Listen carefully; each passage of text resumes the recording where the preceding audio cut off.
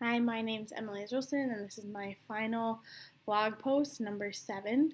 So I'm finally back in the States after traveling home a few days ago and finishing up on my portfolio and my after perception paper.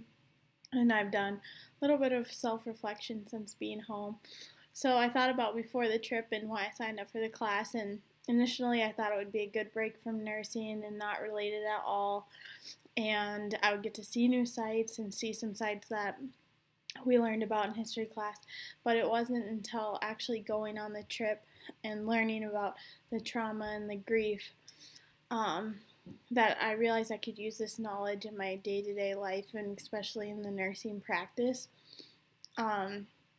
Later on in the course, when we talked a lot about grief and how to deal with loss, I haven't had a lot of loss in my life, but walking through the different concentration camps and seeing the different guided tours and talking with the Soviet Afghan veterans, you start to be able to understand grief a little bit better, and even in a sense picture what these people are going through, and you realize that it's to deal with grief, you can't just forget about the loss or forget about that person. That instead, they just need to find a new place in your life, or how you interact with them and how you remember them, because just forgetting about them is not going to help you move on at all.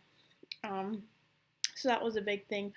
And sometimes it's just better to listen. So when I'm dealing with people now in clinical or as a nurse, that a lot of people will experience loss, and I feel after this class I'm able to deal with it better and help them get through it. And instead of saying, I know what you're feeling, ask them how they feel. So that was an important thing that I'm bringing home from this trip.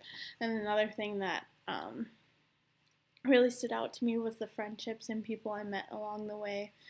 I didn't expect it all. I didn't even think across my mind that I would be meeting such a great group of people and have such great teachers, and really broadened my horizons being over there, seeing a different view. In America, we tend to just focus on ourselves and our tendencies. So when you're over in a different country, you kind of see how they interact. And I remember in my before paper, I talked a lot about how Europeans don't show as much emotion.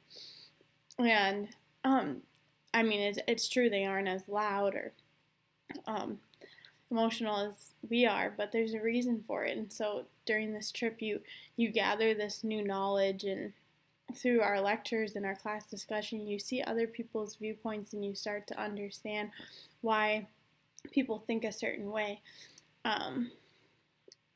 And you start to put yourself in their shoes, which is, I think, a key aspect into communication and the ability to interact with others. So that's another thing I'm taking away from this trip. And then finally, it's just the different areas and that we got to see. I'm still kind of in awe about the different architect, and especially the food that we got to eat. The chocolate was so good, I can't even describe it to people. And so when I was doing my portfolio, that's kind of what I thought, how can I have people experience what I experienced and feel the emotions that I had while on this trip. So I tried to focus more on that. But it's so hard because to describe these places such as Auschwitz, or describe how good the chocolate was, or how the people interacted, you kind of just have to see it for yourself. So I'm so grateful for the opportunity to go on this trip, and I can't wait for more experiences abroad.